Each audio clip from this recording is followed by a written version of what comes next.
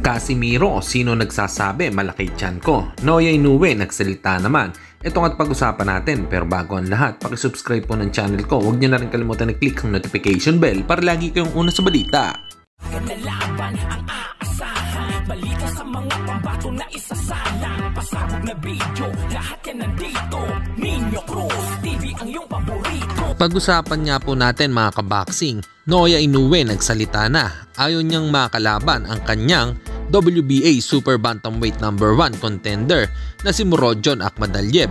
Mas pipiliin pa ni Naoya Inoue na ibakante na lang ang kanyang WBO belt. Takot nga ba si Inoue or sadyang umiiwas lang sa mga elite boxer at pipiliin ang kayang talunin yung mga wala na sa prime katulad na lang ng kababayan nating si Nonito Donaire Jr.? Anong masasabi nyo dito mga kaboxing? Comment lang kayo sa ibaba.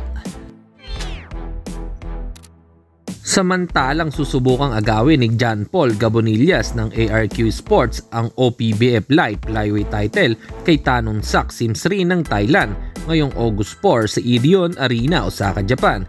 Isang malaking oportunidad para makabalik sa larangan ng World Boxing itong si John Paul Gabonillas sapagkat mataas ang ranking ni Thanon Sak ngayong sa Light Flyweight Division. Good luck nga po sa ating kababayan kay John Paul Gabonillas.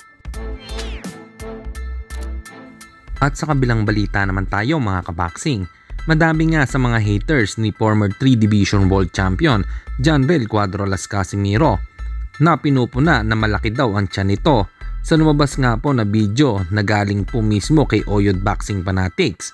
Ay nagflex itong si Cuadro-Las na bato-bato ang katawan niya. Sino nagsasabi niya malaki yung tiyan natin, no? Ayan, no? Sino nagsasabi niya malaki yung tiyan natin, no?